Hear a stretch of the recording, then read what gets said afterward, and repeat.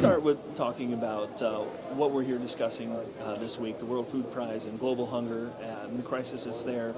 From your perspective, how big of an issue is this on a global scale? I think, and everybody here would agree with me, it's a big issue. It's a serious issue, and it's an issue for which there is emergency. We need to act. I think I was reading there's about over 30 countries which will be relying on external assistance for food. And you know, any country which is relying on external assistance for food to fight hunger, then there is no education, there is no participation in the world economy, there is no growth, because they go to the only priority they have, which is fighting hunger. So it is an emergency, it is important. It's very important for the developing countries. That being said, it's also important for other countries. Think about America. If I look in my backyard where my company is being headquartered in Philadelphia, there is over 1 million people fighting hunger in the Philadelphia region. And I think FMC, we do our bit. I think each company should be doing things together with the rulers and the governments to help around the world, but also each of us should be doing the little thing we can do at home, in our backyard, in our region. I think FMC is participating into the Feed Abundance program. I think it's the largest in the region, it's the largest hunger relief organization. I don't think I'm wrong. I think they serve something like 60,000 meals a week. And we participate, we help, we are a key part of this program, and that's the kind of thing we should all be doing. But yes, it's a serious problem. It's a serious problem in developing countries, but also at home. One last question. Can we solve it? Can we get there? I believe we can.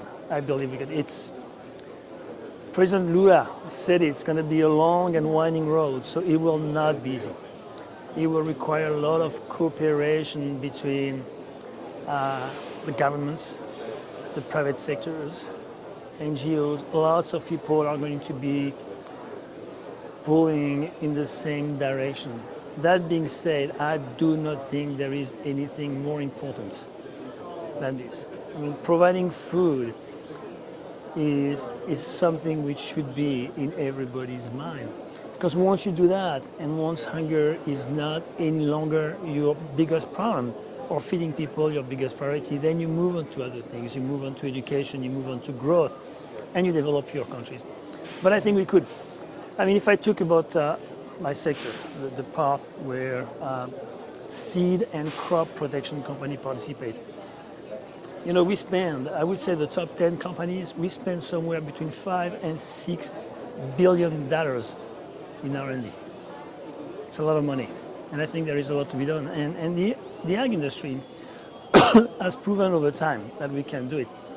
I think, I don't think I'm off, but I think that corn yield has improved by 50% over the last 25 years.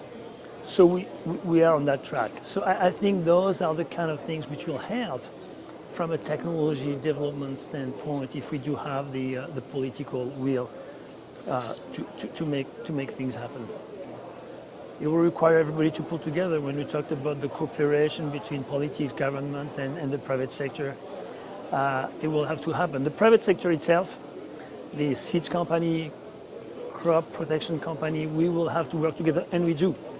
Everybody sees us competing, as we should in a free market, but people do not realize the number of technical, marketing, sales cooperation we do have to grow.